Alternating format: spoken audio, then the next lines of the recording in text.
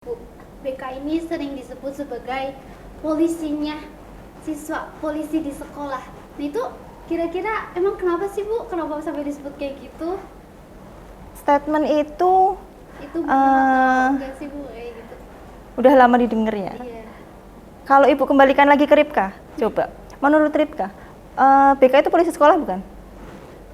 Bisa jadi, soalnya kan kayak kita tuh kalau ada sesuatu hal kayak entah itu masalah yang pribadi atau ya karena masalah di sekolah, kita kan pasti datang ke BK gitu buat cerita-cerita, buat dapat solusi atau kayak gitu. Berarti bukan polisi dong. Harusnya gimana ya? Kita nggak mengadili loh, ya kan? Iya.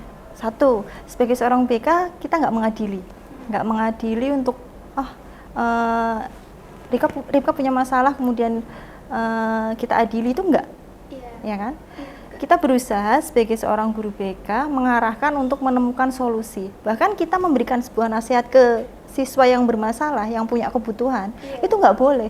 Tapi kita mengarahkan kepada siswa untuk menemukan solusinya sendiri dari permasalahan yang dihadapinya. Seperti itu.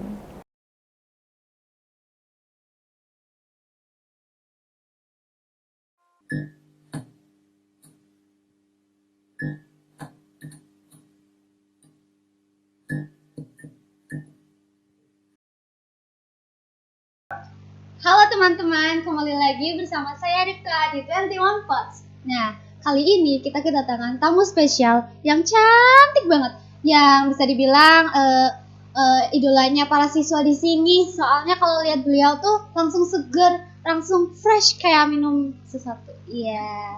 Aduh, kita kenalan langsung ya sama Bu Intani Setianingrum. Sapa Bu teman-teman di rumah. Halo semuanya. Gimana kabar Ibu hari ini? Alhamdulillah baik. Udah sarapan? Oh sudah. Ya, sama apa Bu? 2 kali malah. Iya. Kalah dong saya. Berapa hari? Saya sarapannya cuma sekali. Tadi makan sama roti doang. Soalnya saya kalau sarapan pagi itu perutnya kurang enak. Enggak. Itu ntar tambah mual. Iya Bu. Nah, kita di sini mau nanya sesuatu nih Bu. Boleh nggak? Boleh. Boleh. Oke, nah boleh dong ceritain tentang diri Ibu ke teman-teman. Mau pancing Ibu, terus Ibu lahir di mana? Apakah asli asal Brebes? Terus tanggal berapa Ibu lahir? Sampai ke tanggalnya nih? Iya boleh. Waduh. Kita lihat aja nanti ya Bu di belakang kamera. Oke. Ibu itu asalnya bukan dari Brebes. Ibu dari Pemalang. Ibu lahir tanggal 21 Juli tahun 1990. 1990. Sudah kepala 3 lagi. Udah, awet muda ya. Iya. Oh iya Ibu, Ibu boleh kasih tahu nggak selama Ibu sekolah tuh SD di mana aja Bu? SD-nya. Iya. Untuk SD-nya ibu itu sampai pindah 3 kali. Iya. Di Blora dan di Rembang. Tapi ibu lulusnya di daerah Rembang, Kabupaten Rembang. Lulusnya di sana. Ibu lulus SD, namanya itu SD Negeri Ngandam. Kecamatan Sale, Kabupaten Rembang. Ibu lulus dari SD sana. Kalau SMP-nya di mana Bu? Kalau SMP kebetulan SMP-nya di SMP 1 Comal, Kabupaten Pemalang. Di Pemalang. Di Pemalang. Kalau SMA kebetulan sama seperti kalian semua, ibu itu lulusan dari SMK. Iya. SMK Negeri 1 Pemalang. SMK. Ambilnya jurusan apa Bu waktu itu? Jurusan administrasi perkantoran. Waduh. Sekretaris. Dulu cita-citanya pengen jadi sekretaris tapi nggak jadi. Iya. Jadi Gimana Bu itu Bu? Asal usulnya jadi BK? Asal usulnya karena ibu itu senang kayak penasaran untuk mempelajari gimana sih manusia kayak gitu. Kebutuhan manusia itu pengen ibu pelajari. Makanya ibu tertarik dengan jurusan itu. Emangnya di sana kalau boleh tahu Bu Intan belajar tentang apa aja Bu? Saat apa ya? Saat menempuh pendidikan itu. Saat menempuh pendidikan di BK? Iya. Saat menempuh pendidikan di BK yang pasti BK itu menarik. BK itu menarik. menariknya yaitu tadi kita itu mempelajari apa yang dibutuhkan oleh manusia. Manusia itu yang dibutuhkan apa saja itu kita pelajari di situ. Baik itu terkait dengan permasalahan pribadi, permasalahan sosial, permasalahan karir, dan juga belajar itu di BK. Karena kan posisinya BK itu mempelajari tentang psikologi pendidikan. Ya, asiknya di situ. Emang tugas BK sendiri itu ngapain sih Bu? Untuk tugas BK, kita kenali dulu yang namanya BK itu. Iya. BK itu bimbingan dan konseling, bimbingan dan konseling. Tapi itu ada dua makna yang berbeda di dalam bimbingan dan konseling itu. Kalau bimbingan itu lebih pada pencegahan, ya kita memberikan pencegahan atau preventif terlebih dahulu. Tapi ketika sudah mengarah pada konseling, berarti itu sudah ranahnya sudah harus menyelesaikan permasalahan yang ada. Itu perbedaannya, bimbingan dan konseling. Lah tugas BK apa? Ya itu tadi. Ketika ada permasalahan yang dihadapi oleh siswa, kita coba untuk membantu. Ya, itu. Kita coba untuk membantu mereka mengatasi masalah, menemukan solusi seperti itu. Bu, BK ini sering disebut sebagai polisinya siswa, polisi di sekolah. Nah, itu kira-kira emang kenapa sih Bu? Kenapa sampai disebut kayak gitu? Statement itu benar enggak sih Bu kayak gitu? Udah lama didengar ya. Iya. Kalau Ibu kembalikan lagi ke Ripka, coba. Menurut Ripka, BK itu polisi sekolah bukan? Bisa jadi, soalnya kan kayak kita tuh kalau ada sesuatu hal kayak entah itu masalah yang pribadi atau ya karena masalah di sekolah, kita kan pasti datang ke BK gitu buat cerita-cerita, buat dapat solusi atau kayak gitu. Berarti bukan polisi dong? Harusnya gimana ya? Kita nggak mengadili loh, ya kan? Iya. Satu, sebagai seorang BK kita nggak mengadili untuk Ripka punya masalah kemudian kita adili, itu enggak, ya kan? Kita berusaha sebagai seorang guru BK mengarahkan untuk menemukan solusi. Bahkan kita memberikan sebuah nasihat ke siswa yang bermasalah, yang punya kebutuhan, itu nggak boleh. Tapi kita mengarahkan kepada siswa untuk menemukan solusinya sendiri dari permasalahan yang dihadapinya, seperti itu.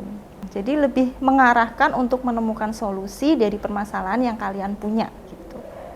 Nah, itu bentuk kepeduliannya sendiri itu gimana sih Bu? Bentuk kepedulian BK? Iya, ke siswa itu bagaimana? Peduli dari bentuk mungkin lebih ke layanannya ya. Untuk layanan BK sendiri banyak macamnya. Terkait dengan bimbingan secara klasikal, kemudian bimbingan secara kelompok, ada juga yang lebih dalam lagi tentang konseling individu, kemudian konseling kelompok. Nah, itu adalah bentuk-bentuk layanan yang memang salah satu bentuk kita memberikan kepedulian pada peserta didik. Nah, itu kalau semisal kita, misalkan Ripka gitu, mau konseling ke ibu, itu ada batasan waktu atau jamnya nggak Bu? Kayak ini harus jam 7 atau jam 8 gitu, di waktu luang ibu atau bagaimana?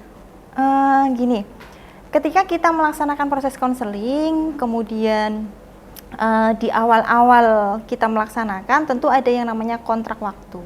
Iya, kita sepakati terlebih dahulu ketika kita mau melakukan konseling. Contohlah, Ripka menghubungi ibu lewat WA, Ibu mohon maaf hari ini ada waktunya nggak ya, kita bisa ngobrol nggak ya? Kalau selagi Ibu masih memang bisa, ya pasti Ibu akan kasih waktu ke Ripka. Ibu pasti akan usahakan waktu untuk Ripka ngobrol di ruang BK, kita sepakati waktunya berapa menit. Nah, ketika waktunya memang sudah harus diakhiri, ya kita akhiri.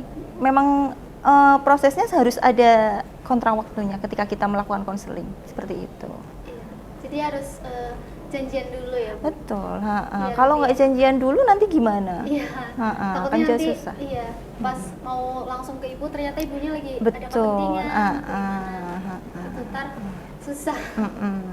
Nah, berkaitan sama yang tadi Bu, yang tentang kayak BK itu polisinya sekolah loh kayak gitu. Menurut Ibu, pandangan Ibu sendiri ke kalimat tersebut, jargon tersebut gimana Bu? Jargon itu memang sudah lama didengar. Mungkin dulu-dulunya banyak guru BK yang basicnya bukan dari BK itu sendiri. Ya, contohlah dari guru mapel kemudian ditugaskan menjadi guru BK. Yang akhirnya dalam penanganannya pun terapi-terapi yang dilaksanakan itu berbeda dengan yang memang lulusan dari BK. Seperti itu.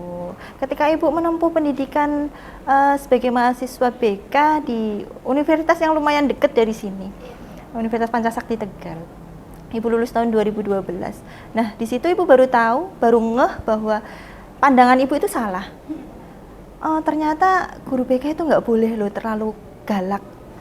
Nah, Iya, kadang tuh, kan Benar, sampai saya sekarang pas pun awal itu. pandangan-pandangan orang luar juga seperti itu. takut pasti Berarti, kalau ketemu. nah itu tadi. Berarti Bu Intan galak ya jadi guru BK. Masa sih emang Bu Intan bisa galak kayak gitu? Pasti pertanyaan-pertanyaan itu selalu ada kayak gitu loh.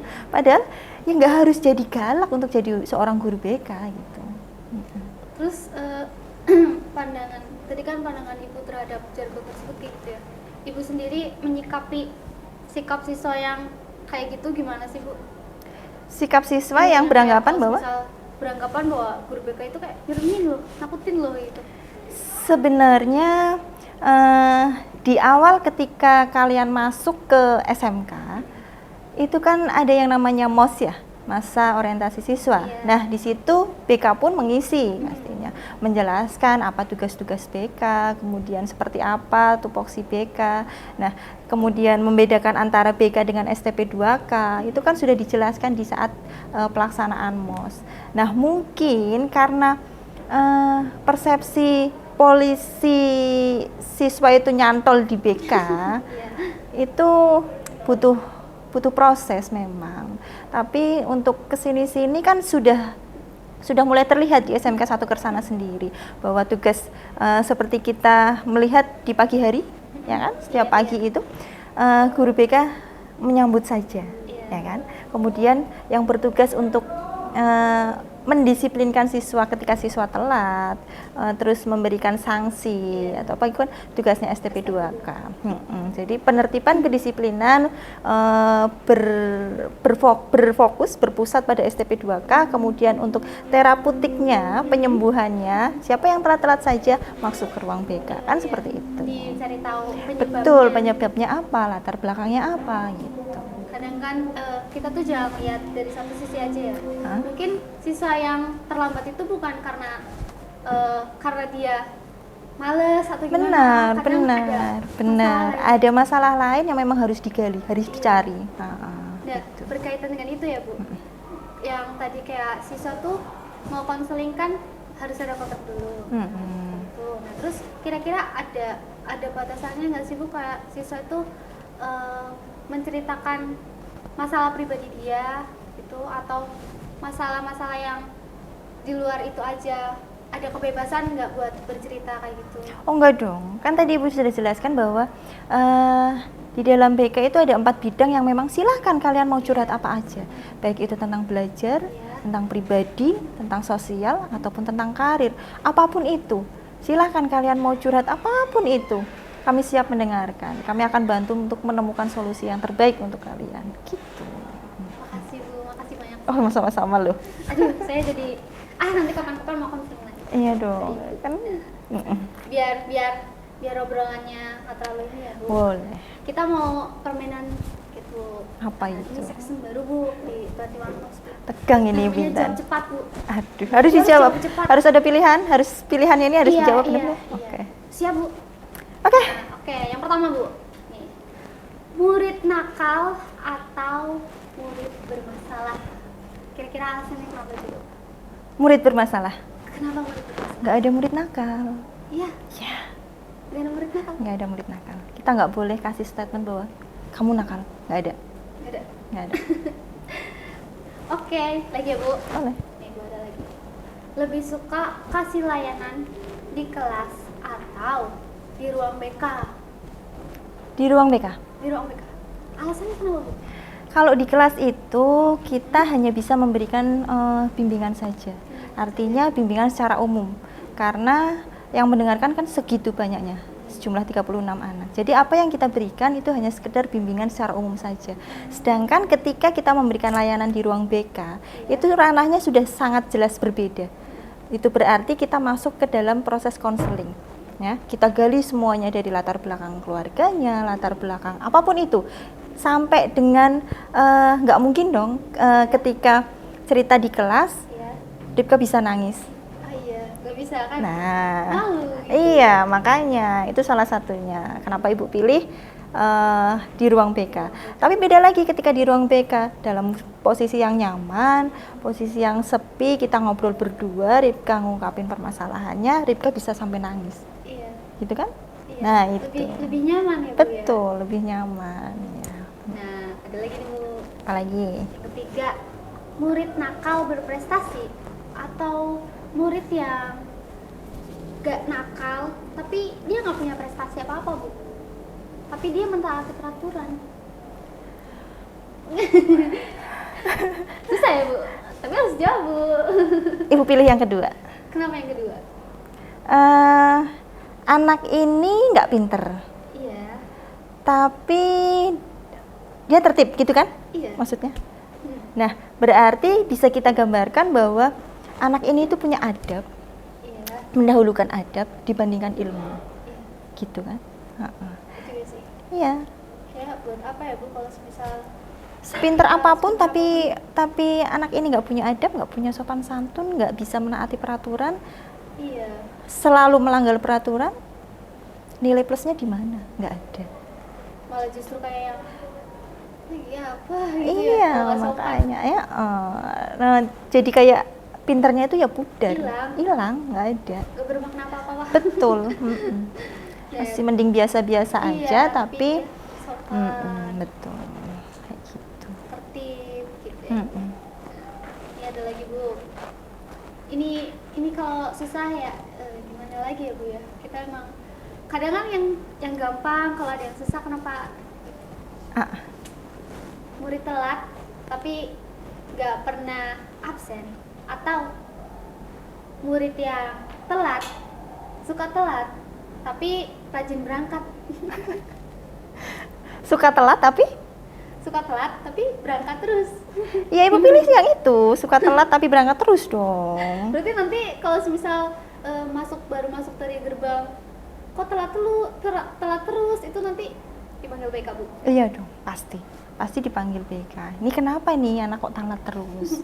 Dablek ngono kan, kayak gitu. Makanya ya lebih baik berangkat daripada tidak sama sekali. Contohnya karena apa? Kalau ibu milih yang opsi tadi yang pertama, kita itu siswa itu nggak bisa meremedi ketidakhadirannya. Contohnya dipanggil sama guru BK, terus kamu alfanya udah banyak banget mas, udah sampai nyaris batas maksimal sampai 12 kayak gitu, udah 10 lah contoh.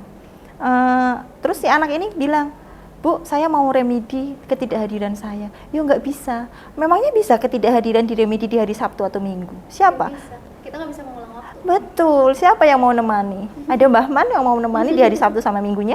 Nggak mungkin. Berangkat sendirian. Nggak ada bapak ibu guru yang bakal berangkat kan? Nggak bisa kalau untuk ketidakhadiran itu nggak bisa diremedi. Seperti itu. Ini agak banyak ya Bu. Apanya Ada itu? lagi. Apalagi? Ini ada lagi. Murid yang bermasalah di sekolah atau murid yang bermasalah di luar sekolah. Ibu tanganin yang lebih urgent dulu. Yang lebih urgent dulu, yang darurat dulu. Kalau pilihan ini ibu milih yang di sekolah dulu. Iya. Oke, yang di sekolah dulu. Ibu pilih yang Pilih yang di sekolah dulu. yang bermasalah di sekolah dulu. Kalau Lebih dekat. iya, kalau yang bukan berarti ibu tidak guru BK itu tidak menangani permasalahan di luar ya. Karena penanganan yang di luar pun juga harus ditangani. Biasanya ini ada proses referral di mana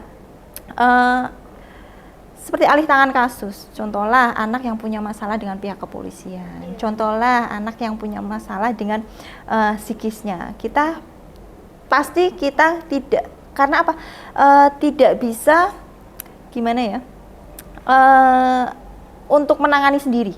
ya, tidak bisa untuk menangani sendiri. Artinya kita butuh bantuan dari pihak luar, baik itu kepolisian, baik itu pihak medis dari tim dokter, ataupun contohnya psikolog atau psikiater, kan seperti itu.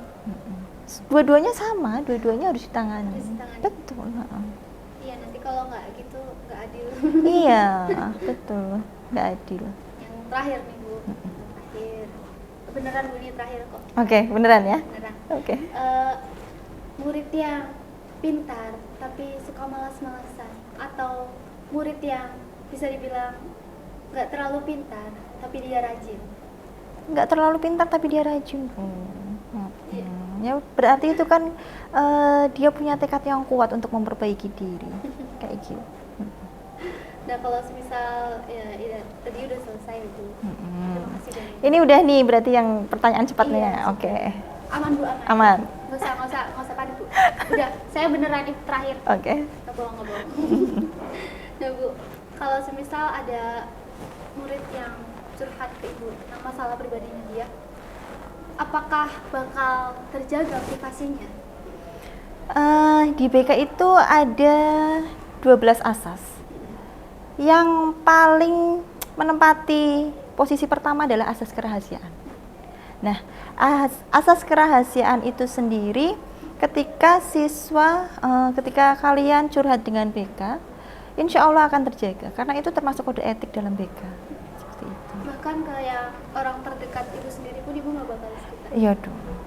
Iya. Benar-benar menjaga privasi. Betul. Nah Bu, kalau ini menurut Ibu, murid atau ya siswa yang paling nakal itu kebanyakan bukan nakal tapi bermasalah. Ya. Itu biasanya dari jurusan mana Bu? Gini, Ibu jelasin dulu. Sebenarnya tidak ada siswa yang bermasalah, tapi siswa yang punya kebutuhan. Iya.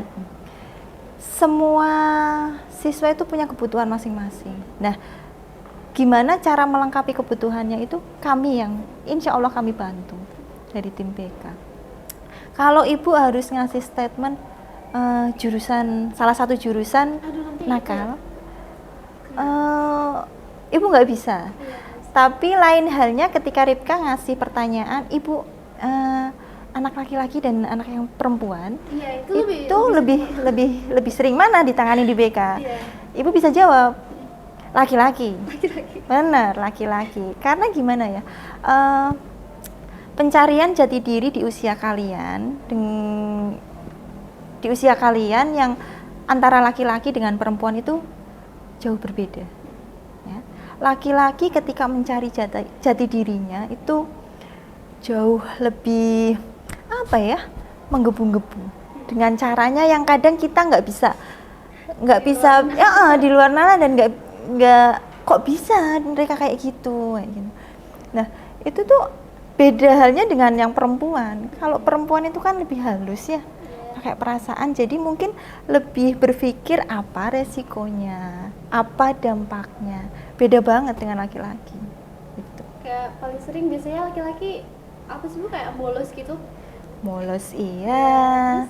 Terus yang lebih sering telat kan ya laki-laki. Oh iya, telat juga. Banyak banget kalau yang laki-laki itu. Nggak tahu tuh ya kalau malam itu ngapain ya. Begadang, mainan sama temennya. Kayak gitu, heran kayak gitu juga. Nongkrong. Kalau perempuan mungkin lebih kelihatan ya sih kalau itu pakai make up kayak gitu. Iya. Yang kayak gitu aja sih. Kalau yang perempuan. Sebetulnya ya Bu, kan saya juga perempuan. Saya juga jujur aja nih. Kadang juga saya pakai lipstick gitu, dikit. Itu tuh menurut saya kayak yang biar gak terlalu pucet gitu loh Bu. Kayak bentuk mengekspresikan diri juga. Cuma memang iya kalau terlalu tebal kayak gitu kan belum saatnya. Belum saatnya. Sebagai seorang pelajar kan belum saatnya gitu. Lalu kira-kira selama ini ada nggak sih Bu kayak yang anak atau suatu masalah yang kayaknya paling sulit buat ditanganin gitu Bu? Paling sulit buat ditanganin. Ini udah ranahnya udah asas kerahasiaan ya. Tapi secara umum, Ibu kasih gambaran secara umum. Eh, kasus yang paling sulit mungkin ketika anak ini curhat berkaitan dengan masalah pribadi yang ada sangkut pautnya dengan pihak keluarga.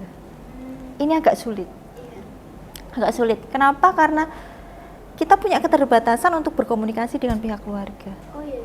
Iya, itu lumayan ribet, lumayan rumit. Tapi ya sebisa mungkin kita usahakan untuk bisa cari solusinya.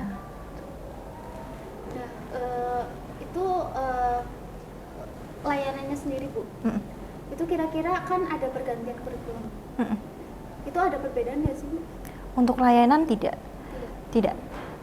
Lebih ke apa ya? Apalagi untuk kurikulum merdeka berkaitan dengan P5 seperti itu kan ya. Itu lebih ke metodenya yang jauh lebih maju. Contohnya dulu masih pakai metode konvensional, masih dengan ceramah dan lain sebagainya. Tapi untuk sekarang kan ada yang namanya project. Kita masuk ke bimbingan klasikal, anak-anak disuruh membuat apa, kemudian presentasi, kemudian contohnya membuat pohon karir atau Canva yang berkaitan dengan motivasi, video-video pendek tentang motivasi. Itu kan berarti kemajuan dari zaman ke zaman melalui kurikulum-kurikulum yang berbeda. Tapi semakin maju, semakin berkembang, semakin asik untuk mempelajari BK kan seperti itu. Nggak ada bedanya kalau layanannya. Siswa di situ juga bisa menuangkan kekreativitas. Benar. Jadi bikin desain juga ya. Nah, ngomong-ngomong mengenai kayak ini permasalahan yang paling umum di sekolah ya Bu, kayak pembulian kayak gitu. Bully. Iya. Kira-kira bully ini sebetulnya ada bentuknya nggak sih Bu? Jenisnya nggak sih? Ada dong. Ada. Ada dua jenis pembulian. Bully secara fisik, bully secara verbal. Kalau fisik mungkin Deka sedikit tahu ya, kayak yang kalau memukul kayak gitu. Iya, memukul, menendang atau ini apa ini namanya ini? Tayor. Iya. Nah, itu kan udah ranahnya udah fisik banget ya, kayak gitu. Itu nggak boleh. Nggak boleh. Kalau yang verbal sendiri kan berarti dari pengungkapan kata-katanya. Atau penyebutan nama, memanggil nama orang tua. Wah, Kan itu kadang-kadang juga nggak terima kan. di sekolah udah sering banget dengerin kayak gitu. Nah itu. Bahkan dari SD sering banget. Kan anak biasanya itu iya yang paling sering anak laki-laki. Nah tapi balik lagi, anak yang dipanggil dengan sebutan nama orang tuanya itu merasa tersinggung apa enggak? Iya, kadang ada yang menganggap itu sebagai Candaan biasa ya nggak apa-apa, nggak mempengaruhi psikisnya. Tapi ketika sudah mempengaruhi ya itu namanya pembulian. Jadi iya ada dua, verbal sama fisik. Kalau semisal apa ya Bu, kan kadang ada juga nih Bu lewat media sosial kayak gitu. Betul. Yang berkata kasar, sarkasme kayak gitu. Itu juga termasuk pembulian. Oh iya benar-benar. Itu juga pembulian. Balik lagi siapa yang menjadi korban kayak gitu loh. Kalau korban yang menerima dengan nggak apa-apa, itu cuma candaan, itu nggak apa-apa. Tapi ketika sudah berpengaruh pada kehidupan efektif yang sehari-harinya, dia merenung, dia makin nggak produktif, itu udah luar biasa sekali efek pembuliannya berarti. Kira-kira Bu, kita tuh paling benar ya Bu, sikap kita buat menghadapi kayak pembulian kayak gitu, itu lebih baik gimana sih Bu? Kayak cukup nggak menganggap hal tersebut sebagai suatu hal yang penting, melupakan, atau memang kita harus speak up gitu ke mereka bahwa kita merasa nggak nyaman sama perbuatan mereka ke kita. Selama Ripka mampu untuk speak up ke mereka, bilang aja. Sekiranya itu benar-benar mengganggu psikisnya Ripka, kenapa nggak ada salahnya untuk Ripka ngomong. Tapi berarti balik lagi ke yang merasa dirinya menjadi korban. Dia mau speak up dengan resiko seperti apa, atau dia diam saja biarkan itu berlalu. Ya, soalnya kayak kadang kalau semisal kita tanggapin, kita kasih respon, mereka jauh lebih senang kadang. Nah, kadang kan kayak gitu. makasih ya Bu, kayak udah sharing-sharing juga kayak gitu. Ngomong-ngomong Bu, ini yang terakhir. Ya, Bukan oke. terakhir dalam artian itu enggak. Boleh dong Bu, kasih satu kata buat SMK Negeri 1 Kersana. SMK Negeri 1 Kersana berwarna. Berwarna. Yes. Why? Iya sih, iya memang. Berwarna sekali. Berwarna. Ya, podcast ini, stage-nya sangat berwarna. Berwarna. Semua ada menurut Ibu di Iya. SMK. Nah, guys, itu dia obrolan kita berdua di episode kali ini. Semoga apa yang Bu Intan ceritakan, sharing ke kita bisa kalian ambil ya nilai-nilainya. Makasih banyak juga buat Bu Intan yang udah meluangkan waktunya buat datang ke podcast ini. Sama-sama. Sharing-sharing ke kita semua. Bu Intan punya Instagram nggak? Ada? Ada. Boleh dong kasih tahu? Intani apa ya? Kok lupa ya malah ya? Udah. Nanti cari aja Intani Nanti kita- Stanigrum. Nanti ketemu. Dengar gak tuh? Di pause dulu ya. Coba cari dulu. Nanti kita tambahin Bu di deskripsi. Boleh. Nah, buat teman-teman yang punya saran, kritik atau ide buat kita angkat di episode selanjutnya. Iya, maaf ya guys. Agak hujan ternyata. Nah ya, kalian bisa isi di kolom komentar di bawah. Jangan lupa buat like, komen, dan subscribe channel kita. Nyalain tombol loncengnya biar nggak ketinggalan episode terbaru kita. Jangan lupa juga buat share ke teman-teman kalian. Dan sampai jumpa lagi on the next video, on the next episode. Dadah!